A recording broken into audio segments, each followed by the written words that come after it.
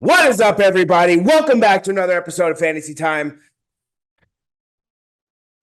You know what it is. It's our weekly edition episode. I'm not too happy. One of us is too happy. We got some stuff to break down. We got some stuff to review. So let's just stop wasting time and let's get into this breakdown.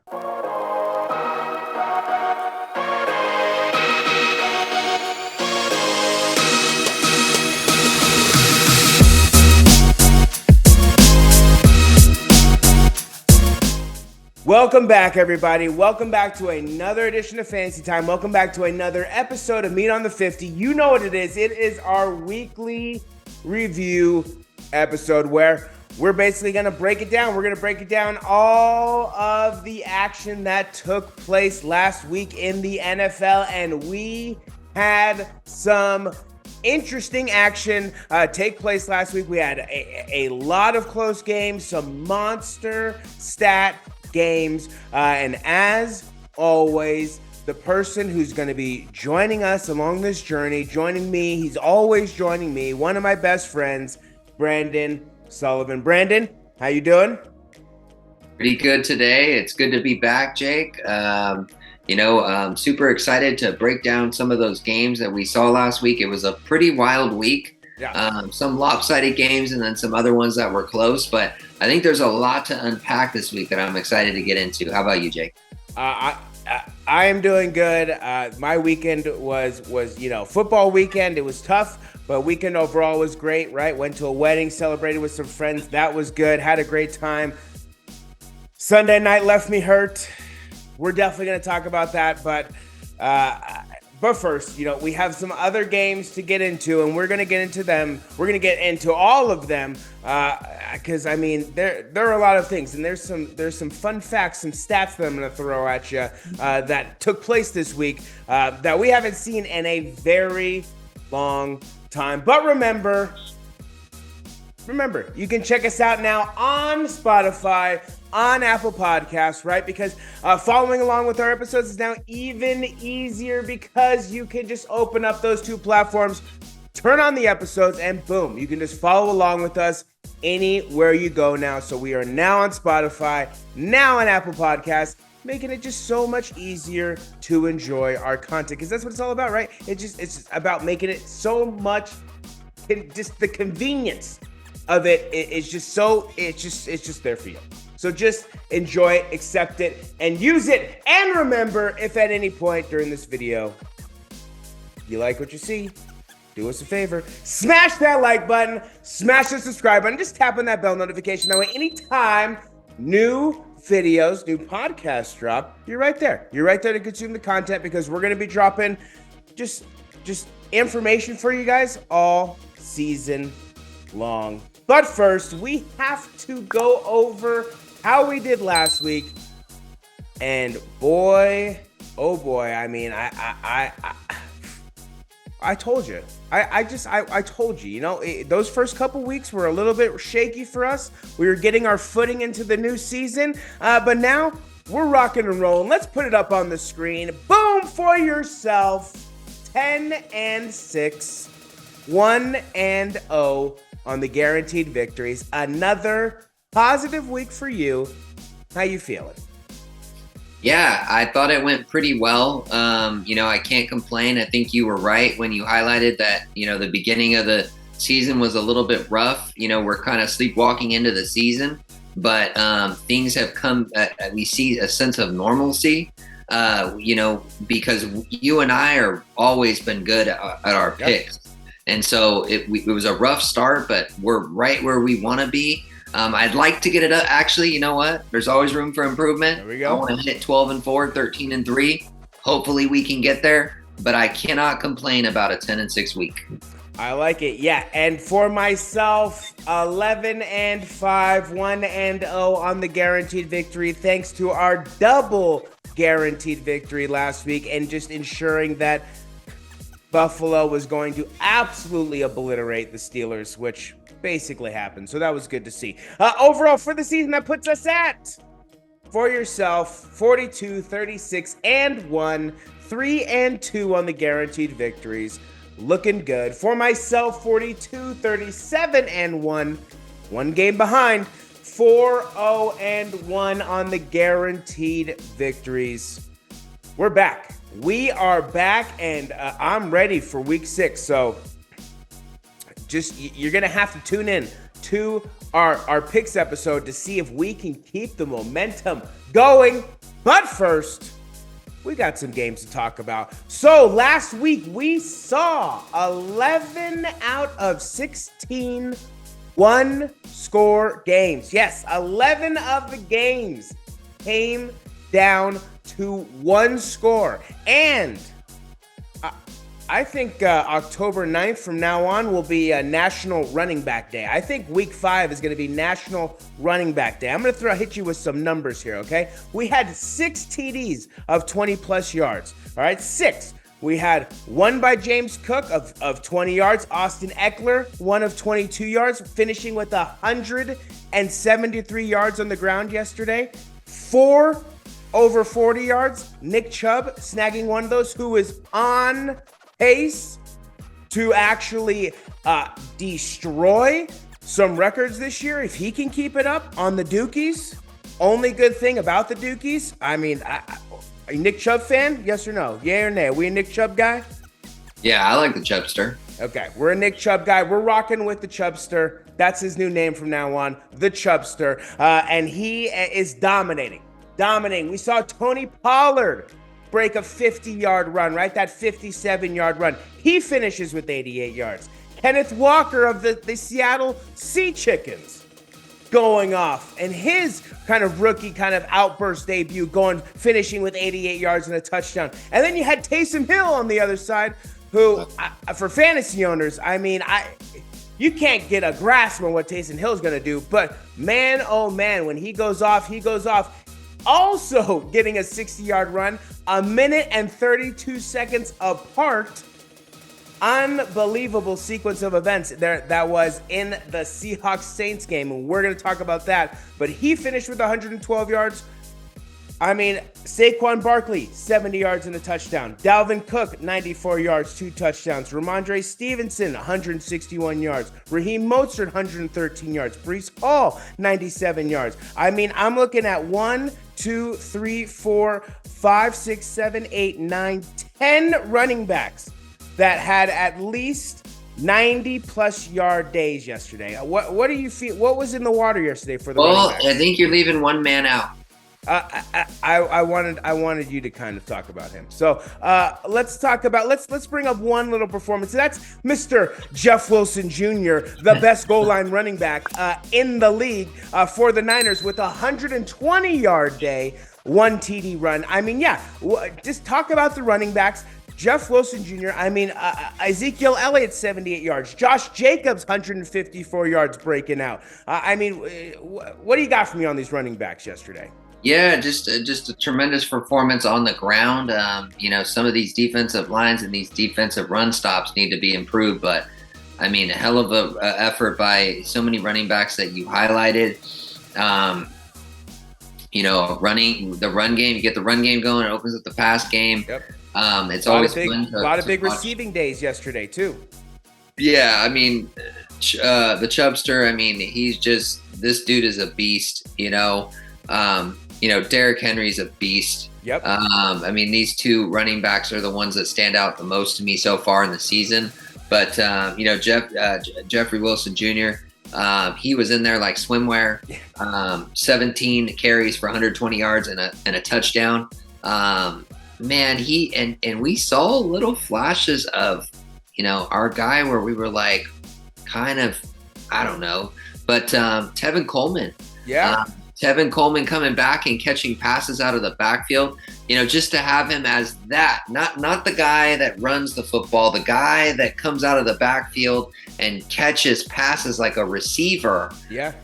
It's good to see him back. I mean, I know that I had, some choice words about him in the Super Bowl, but it's good to see him back because he was part of that team. All in all, I thought that there was a lot of good running backs this weekend. And like you said, Taysom Hill, this guy's like a hybrid. I mean, this dude just went off, and I know that pissed Seattle off. So, I mean, I'd love to see it. Yeah, yesterday was a huge day for the running backs. You love to see it. I'm gonna kind of bookmark this week 5. I'm gonna see if next season, kind of week 5 is kind of big for the running backs. So let's see if a trend is going. Because yeah, with the amount of performances we saw, I don't know if it was just a fluke, if it was just a good week. We'll see what happens. But a huge day for the running backs yesterday. Very good to see. Now let's look back at the games. And we got to start with that thriller last night. I guess it was a thriller, a choke job, a comeback. It was everything all balled up into one. Give me some instant reactions that we saw yesterday from the Raiders and the Chiefs. Man, when the Raiders were up 17-0, here's my thing. There's part of you that you're reluctant, but then there's another part of you that's like, wow, things are really clicking. Like they just came off of a win last week. They're distributing the ball right. Derek Carr looks good. The defense, Max Crosby, shout out to him. He's been playing, out of his mind this year, and he's, proven why. He's definitely, a top 5 pass rusher in the league. So, he's proven it to me, because I had a chance to really observe, and this dude is he's a menace on that line. So everything was clicking, but then Patrick Mahomes does what Patrick Mahomes does, and starts to come back. I know that a lot of people were going over the whole penalty, with Chris Jones, and rightfully so. To be honest with you, I could see why the ref threw the flag, just because from my vantage point, it looked like he was landing on him. But then when I saw it after, it does look like he braced his hand and he was just trying to grab the ball. So I do kind of agree that since we're having a lot of these penalties, I do think that there should be a review process, because if you're able to look at it at a different angle, it does kind of sometimes, it's kind of questionable. Yeah. Go ahead. No, go ahead. No. So I was going to, ask, what is your thoughts on that? Yeah, I was just going to piggyback kind of off of what you said. I was watching kind of the after game coverage, and Jeff Saturday brought up a good point where he says, refs are not supposed to judge on intent. Well, it's very you should be able to judge on intent, because you can tell whether or not a guy is intending to hurt another player, or if he's just intending to make a play on the ball or something like that. So I definitely think that something does need to be changed. Obviously, if you have it in not 1, not 2, not 3, but 4 different games, you have questionable, like roughing the passer calls. Obviously it's something that needs to be addressed. It's something that should have been addressed before the season, just kind of like the concussion thing. But I guess here we are. You got to take it head on. This is definitely something that the competition committee definitely needs to look at, definitely needs to fix, like immediately, as soon as possible, because it's costing teams. It's costing teams games, and we're going to talk about that. And it cost one team in the early morning. Who knows what would have ended up happening, but it certainly helped one team seal a victory. So, the Raiders look good. Josh Jacobs, we talked about it with the running backs a little bit. He went off. Devontae Adams looked good. Derek Carr actually looked decent. It was just kind of, bad management. It's what we saw all week, kind of. It was just poor, mismanaged plays, going for 2, bad play calling, bad 4th down calls, just bad. Like Brady said it best, right? He just looks around and just a lot of bad football being played right now. Like, I can completely understand with what he's saying, because there is a ton of bad football being played right now. Right. Just with some of these calls that these coaches are doing, some of these chances that these coaches are taking, very unnecessary, just very unnecessary. I get the analytics and all that stuff, but it's just sometimes, I understand sometimes you try to outsmart the smarty pants in the room, but just do what makes sense, if you want to take the points, take the points. No reason to go for 2 when you don't need to. So the Raiders choked away a solid looking victory last night. Chiefs obviously hanging tough. Travis Kelce, basically best tight end in the NFL. No really a question there. I mean, Chiefs 4-1. Raiders 1-4. Going to be tough for the Raiders to bounce back from that. That's for sure. We're not going to spend a lot of time on this, I promise, folks. I thought we went to the worst game I've ever seen in my life, but clearly, the Donkeys had another one up their sleeve for us. And like I said, we're not going to spend a lot of time from that. But any reaction, any reaction from the Donkeys and the Ponies, the Nathaniel Can't Hack It. I mean, I just, oh God, yeah. What do you got for me? What's crazy about that game is it's like I felt like I was there. I felt like just coming off of just being there a week and a half earlier. I mean, you're talking about essentially the same performance from that offense that you saw against the 49ers. I mean, just a spitting image. And, you know, the Broncos did score 11 points against the 49ers, but 2 of those points came from Jimmy Garoppolo stepping out of bounds. So both games, their offense put up 9 points. Okay. Just think about that. 9 points to a quarterback that is supposed to be like the saving grace of your franchise. I saw more Russell Westbrook jerseys than anybody else in that stadium. And what does Westbrook do? He does what he does. At the end of the game, there's a wide open break, a guy breaking wide open. And it's like, that's your chance, your go-ahead chance to win the game. And really, I mean, you need that in your division. And what do? You throw it into like double coverage and it gets batted down by Stephon Gilmore, and then the rest is history. So embarrassing performance by the Broncos. Honestly, I mean, I know the Panthers coach got terminated, but the Broncos coach has got to go. Yeah. I mean, when you're putting up these lackluster 9-point performances and, you know, whatever, 17 points against the Texans, and you just look like just garbage, just a horrible performance. I feel like Can't Hack It has got to go. Yeah. What are your thoughts? Yeah, my thoughts are plain and simple. The Donkeys are doo-doo. Nathaniel Can't Hack It. Done. Get him out of here. Worst head coach I've ever seen in my entire life. You've brought something to life. They've only scored 18 points in the last 2 weeks. 9 points. I think majority field goals. I'm gonna roll the dice and say majority of that is field goals.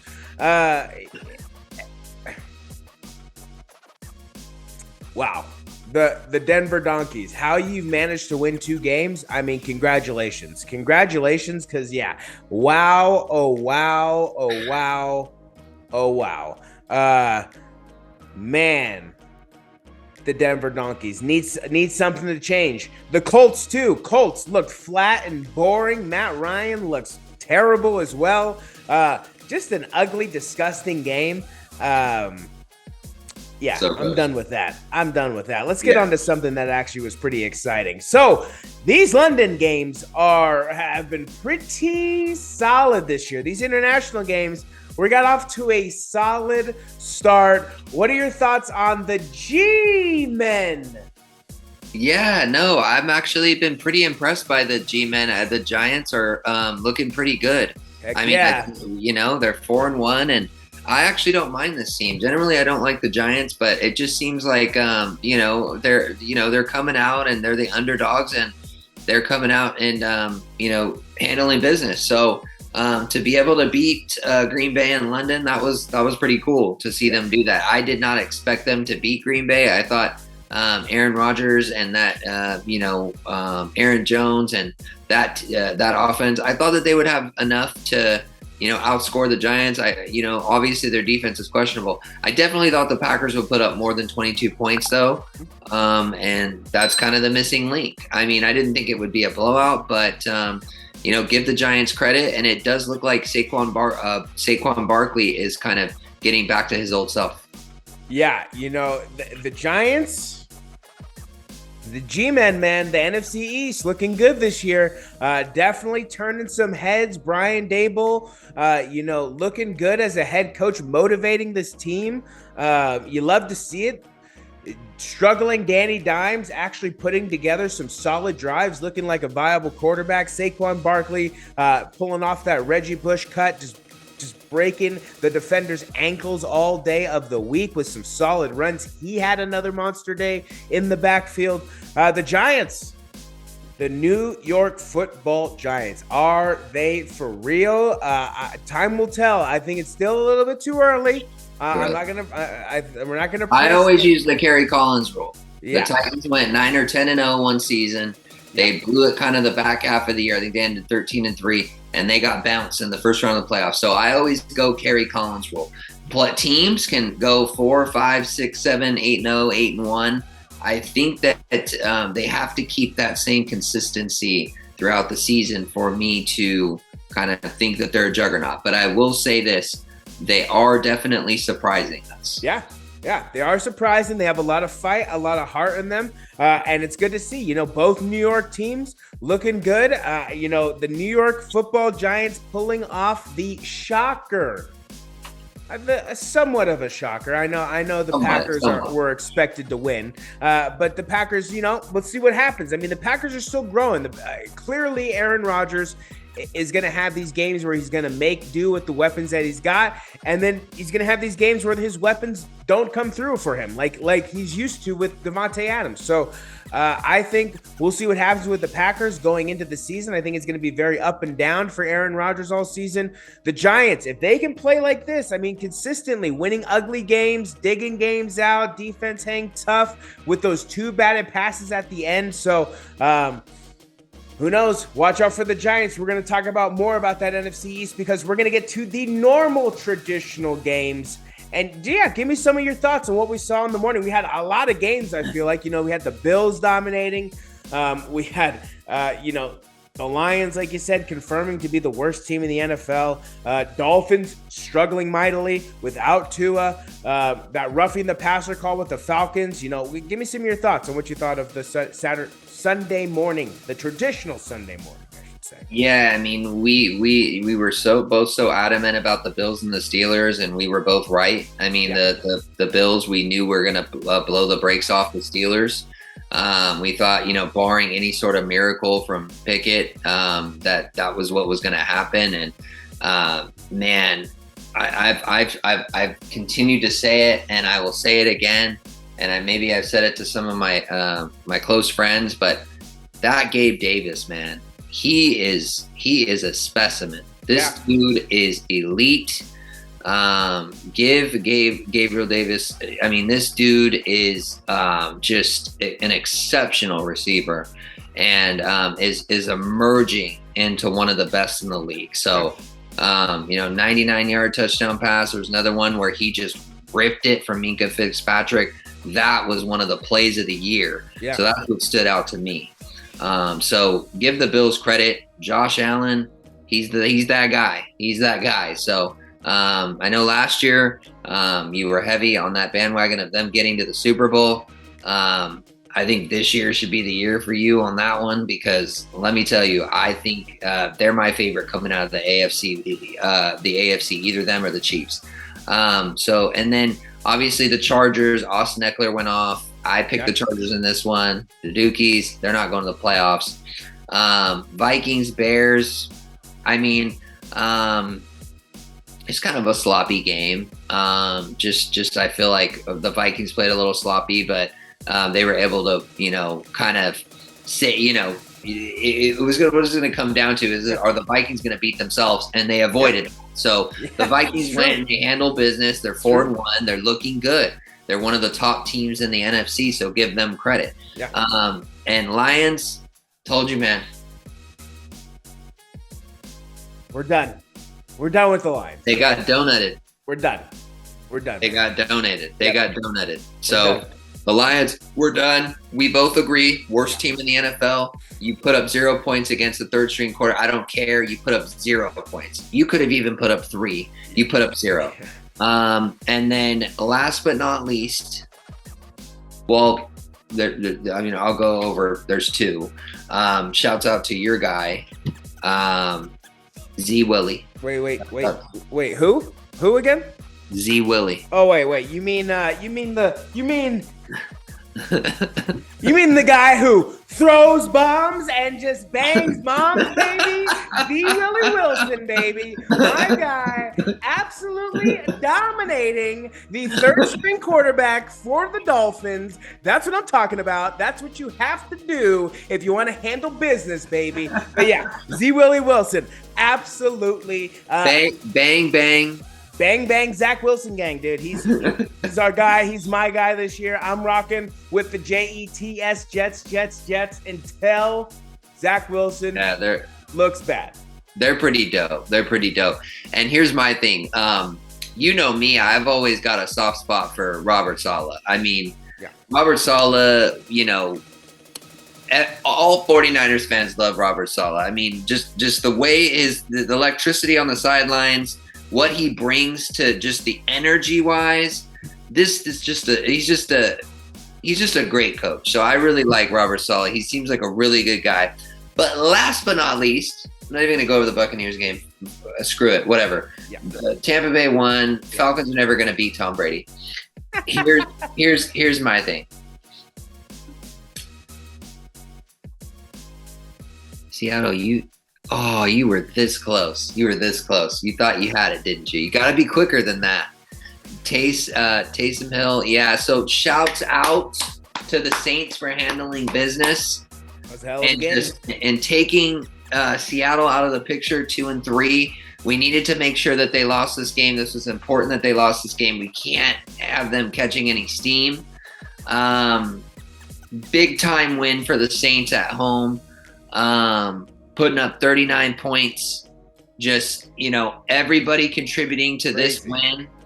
Geno Smith looked decent. He threw some bombs, but unfortunately all that matters is winning. So there's tally another loss on your record, please. That's all I had to say as far as the morning pocket games. I had to spend the most time on this one. For anybody that thought that Seattle was going to do anything this year, remember, I said they're not going to win more than 5 games, and I still believe that. We'll see what happens, Geno Smith's development, definitely impressive, that's for sure. I mean, he's definitely outperforming Russ. I mean, if you're in Seattle right now, who would you rather have, him or Russ? I would think you would take your 2-3 record. Let Russ cook. I think you take your 2-3 record with Geno. I mean, rather than you let Russ cook and watch him. I don't know what the hell he's doing out there. Geno Smith's development looked good. I mean, Tua still has not returned to football, so we'll see what happens with the Dolphins. Tyreek Hill in a walking boot after the game. So are the Dolphins crumbling before our feet? Is it now on the Jets and the Bills in that division? Very interesting, right? The roughing the passer call, right? That kind of shocked the world with Garrett, with Tom Brady. Absolutely ridiculous. Something definitely needs to be done. Zero faith in the Lions. Zero, zilch, nada, none. And it sucks to say it because we were so interested in them at the beginning of the year, and it's just like Dan Campbell, it sucks. We didn't want to have to say it, but they're the worst. Yeah, Lions, same old. You had Tennessee Titans hanging on to a close one, right? Carson Wentz doing what Carson Wentz does. Choking in the big time.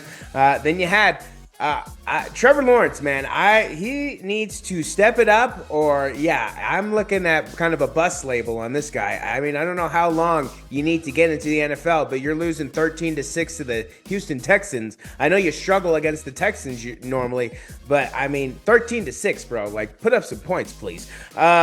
The morning games, very interesting, but yes, a lot of close games, a lot of one-score games in the morning, a lot of back-and-forth games, and then we had some blowouts. We had a lot of blowouts, and I think obviously the biggest statement game was the Bills, leading them into their matchup with Kansas City next week, but we're not going to talk about that just yet.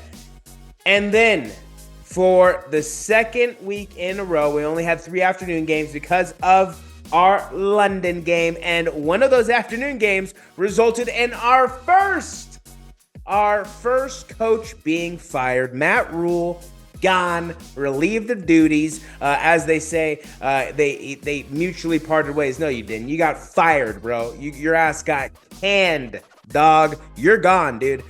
3 years into a 7-year contract. We shall see him in college next season. I imagine we'll see him go the road of the typical fired college NFL coach, which we'll see him on NFL Game Day next week, where he's making picks and stuff like that, doing his thing there. Steve Wilkes now will take over for him, former Arizona head coach. If you don't remember who Steve Wilkes is, he is the guy who was there in 2018, decent season, fired, cleared the way for Cliff Kingsbury.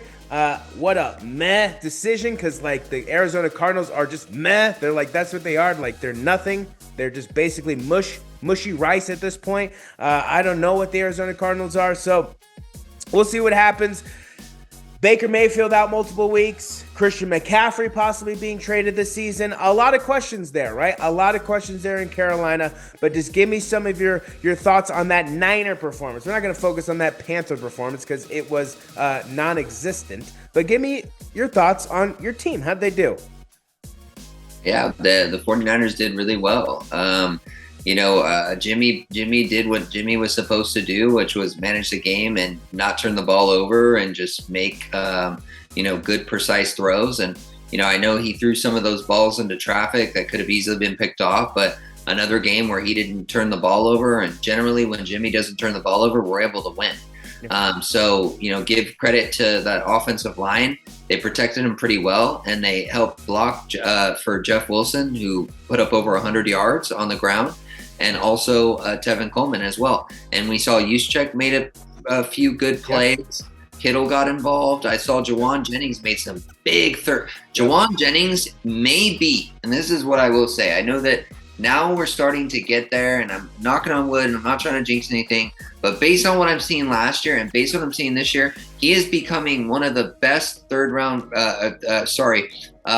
down threats that we've had in a really long time. Yeah. I feel like Jimmy likes to go to him on third downs to those little out routes. And he's another receiver that has kind of embraced the 49ers culture of getting those yards after the catch. Everybody on the 49ers is capable, including our fullbacks. Juszczyk, Kittle, Ayuk, Debo, Jawan Jennings, Jeff Wilson. All these people are more than capable of getting yards after the catch. And so I don't know the statistics, but I know our team has some of the best yards after catch ratio in the league. So give the defense, save the best for last. Defense was amazing. It's unfortunate what happened to Emmanuel Mosley. The good news is there is, with bad news comes the good news, is that we have some depth at corner this year. Samuel Womack is pretty promising. We saw him in the preseason. He's made some good plays throughout the regular season. And then you got Jason Barrett. If he can stay healthy, we know what he's capable of. So there's a lot of what ifs in football, but that's what it's all about. Yep. But the 49ers,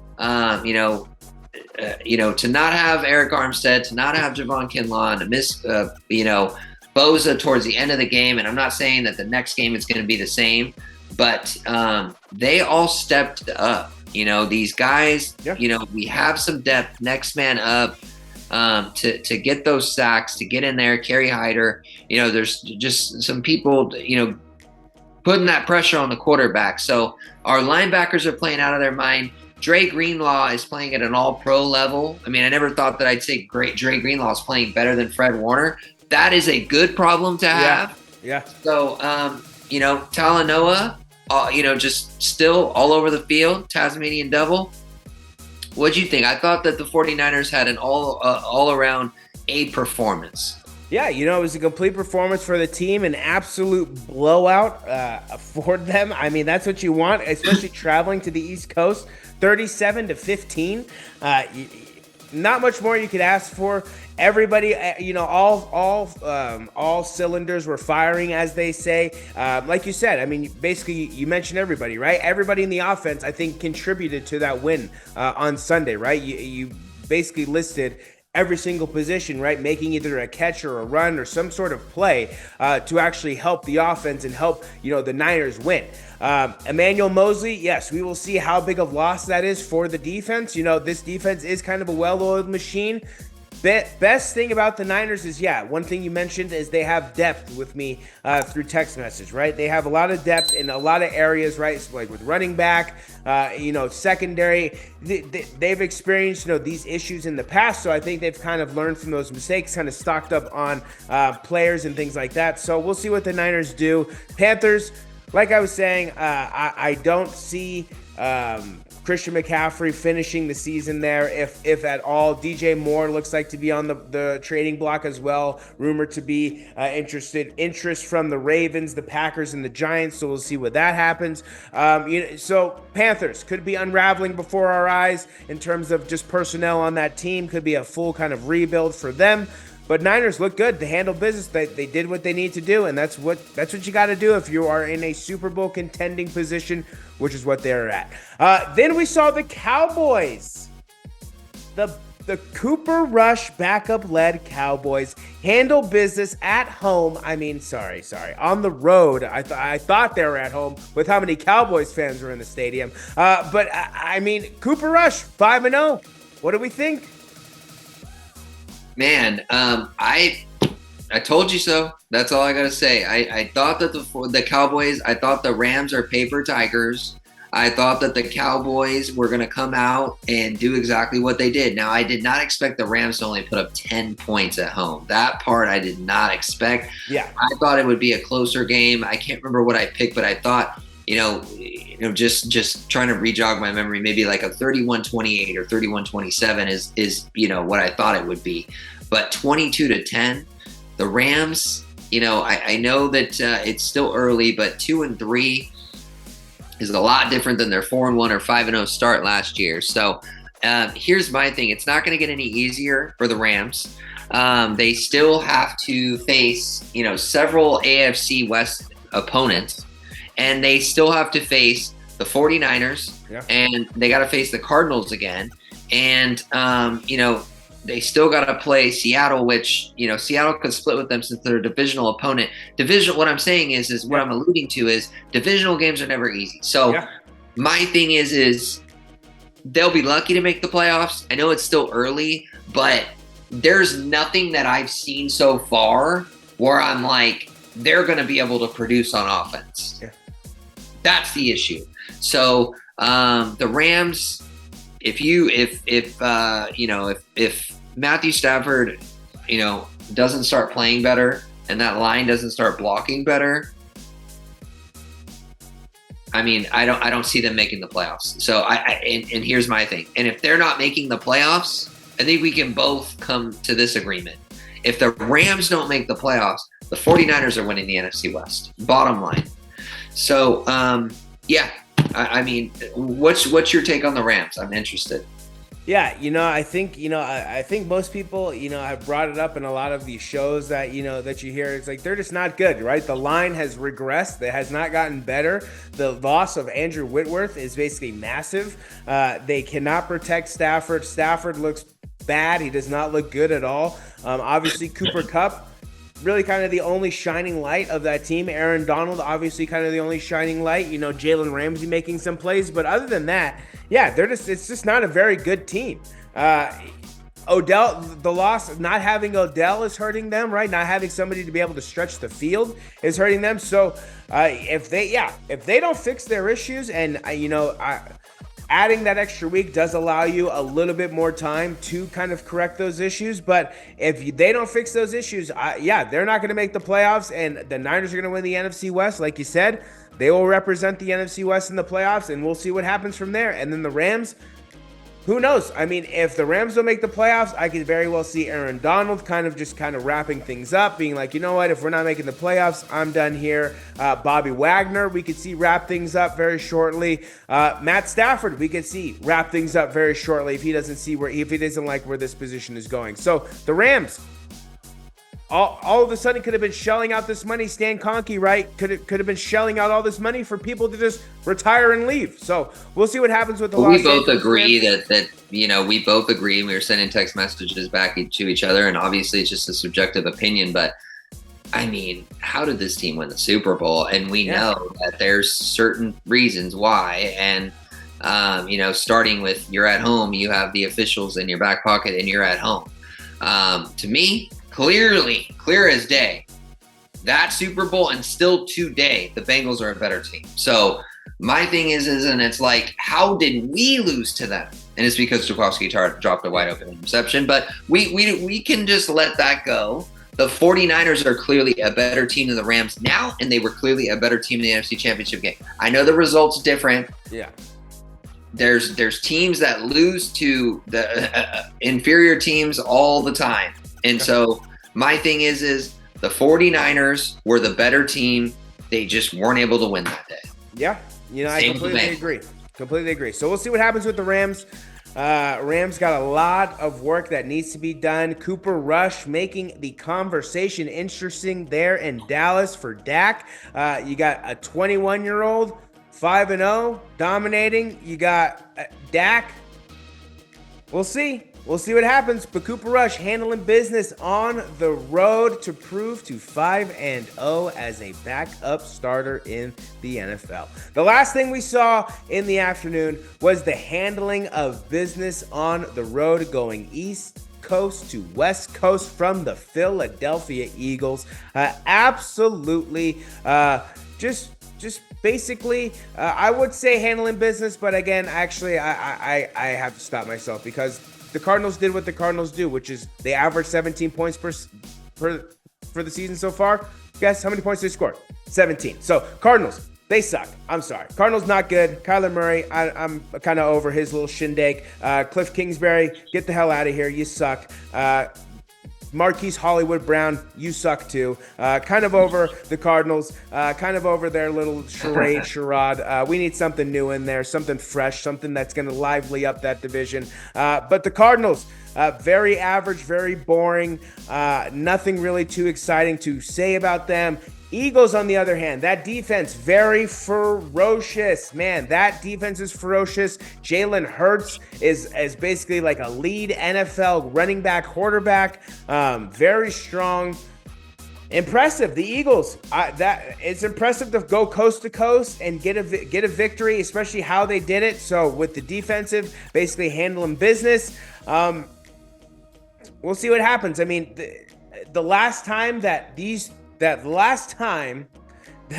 the Niners, or the Eagles, the Giants, and the Cowboys all had winning records was 2014. And guess what? The Washington Dumpster Fires Commanders record formerly was then. It was 1-4. So they've always sucked. They always will suck. They're always going to be the dumpster fire. Redskins, Commanders, whatever they are. It doesn't really matter. That's what they always are going to be. What are some of your thoughts? They're the football team. Sorry. And the football. I'll take the football team. They can be. That's what they should have kept. Yeah, they can be the Washington Dumpster Fire football team, which sounds even better than all of them. I do like the. That one's good. The Washington Dumpster Fire football team. Yeah. They should have been. The Texans were slightly better last year.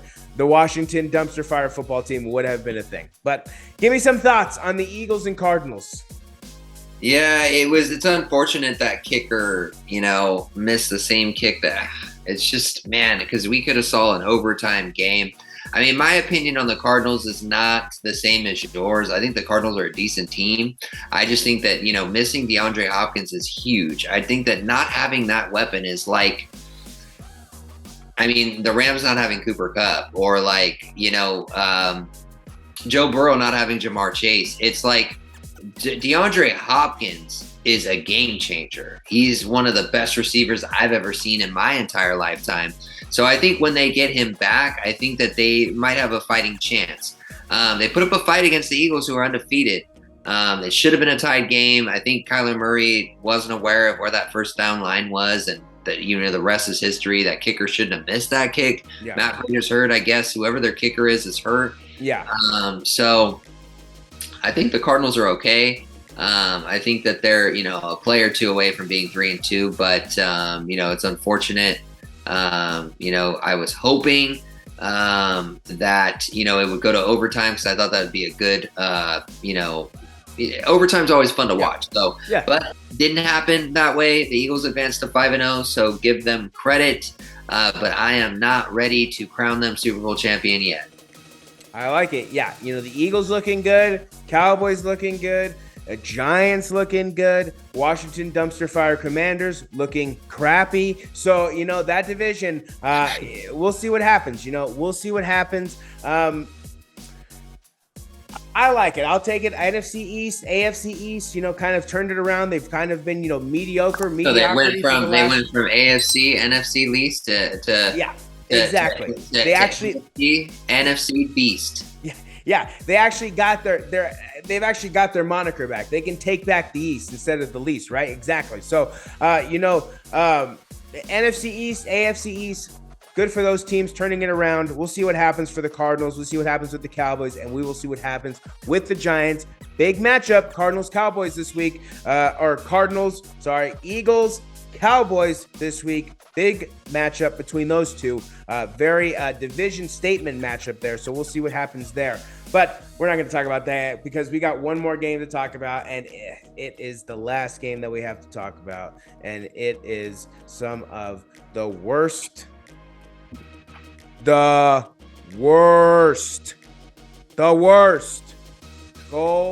line play calling I have ever seen. And yes, I'm talking about the Bengals-Ravens. I completely understand Richard Sherman's outburst on Thursday night, just basically getting PTSD for not running the ball on the 2-yard line. What are we doing? I don't understand what is going on. I don't understand these play calls that these supposed smart head coaches are calling when it's not smart. It's not smart at all. You're on the 2-yard line. Run the freaking ball. You have Joey lead you on a 15-play drive in the third quarter to take a lead, and you don't run the ball once at the goal line. You run some crappy first down play. You run a horseshit Philly special. You run a shitty third down play. And then you run a god-awful Kansas City Chiefs shovel pass play that looked like dog shit. And Zach Taylor had the audacity to go up to La'el Collins and chew his ass out. No, we should chew your ass out, you dumb schmuck. What the hell are you doing, bro?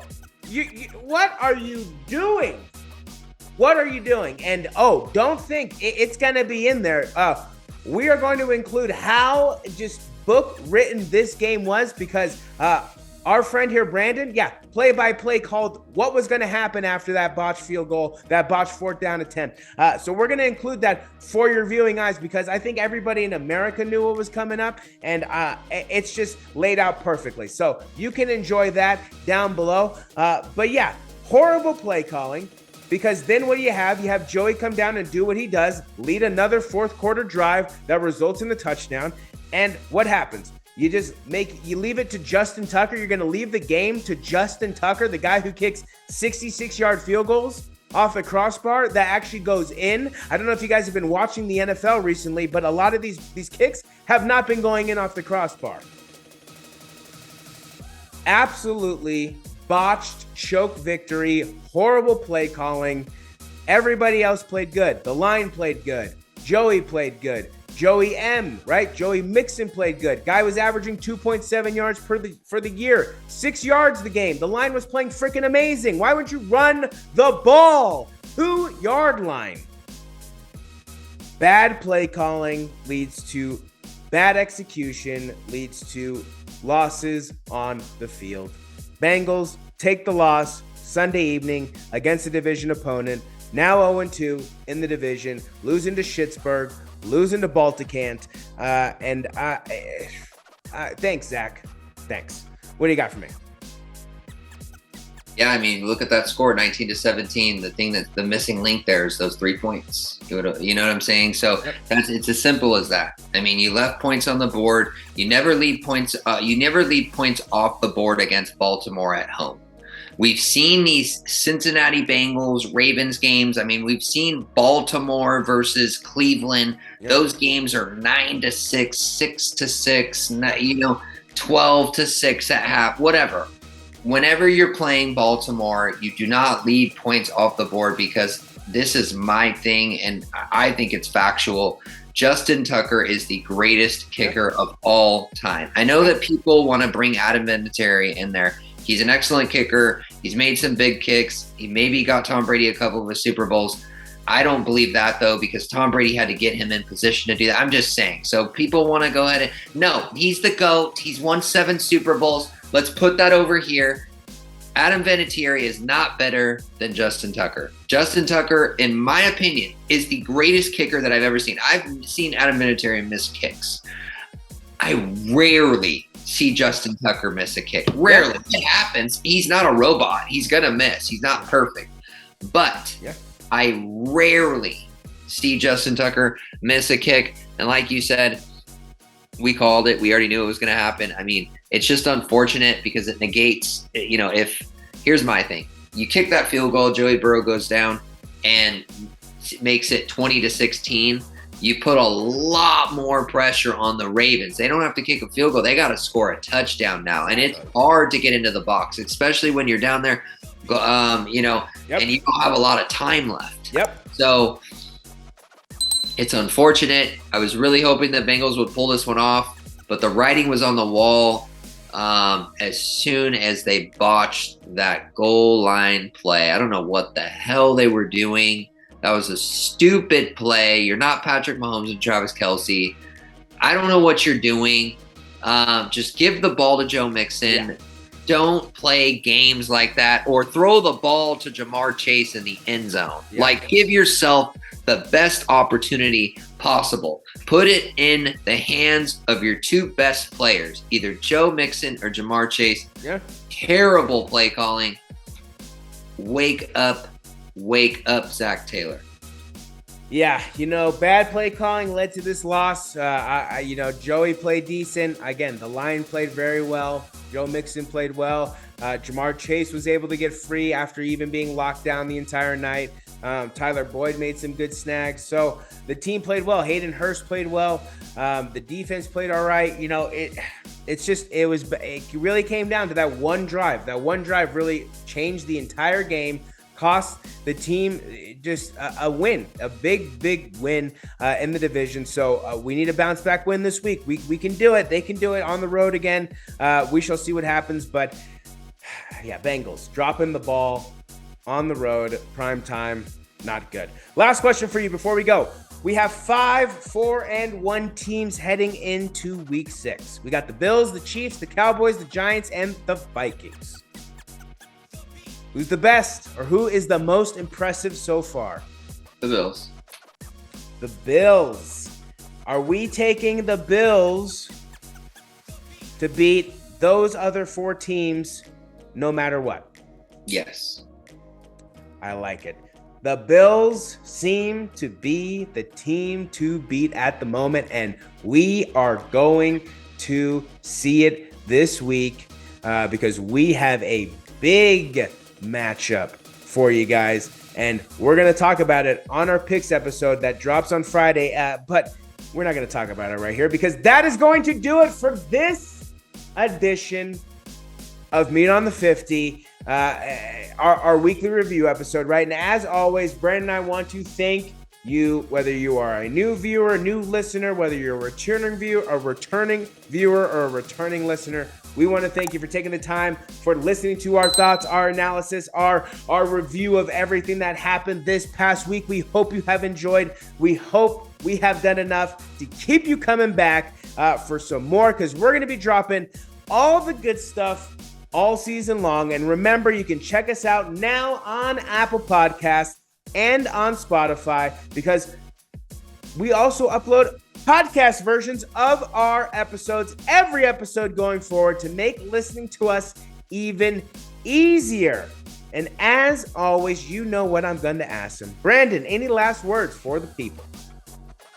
Good week for picks again this week. And, just hoping that we can build off of that next week. I need to get that 13-3, that 14-2, that 15-1, that 16 . Oh, we need that perfect week. We have not achieved the perfect week yet. We have not achieved a perfect week yet. We are still on the look. I believe you have last season. I believe you went 15-1 or 14-2. You had one where you went banana crazy. So we will be on the lookout for that. But yeah, we're on the hunt for 16-0. We can do it. We can do it. You know what it is. If you like what you saw or heard, if at any point, do us a favor. Just smash that like button, smash the subscribe button, just tap on that bell notification. That way, anytime new videos drop, you're right there to consume the content, because we're going to be dropping videos all season long. And that's going to do it for this episode of Fantasy Time. That is going to do it for this edition of Meet on the 50. You know who he is. He's one of my best friends, Brandon Sullivan. I am Jacob Cove, the fantasy guy. And until Friday, until the picks, you're definitely going to want to tune in, because we got some good ones. Jacob and Brandon are out.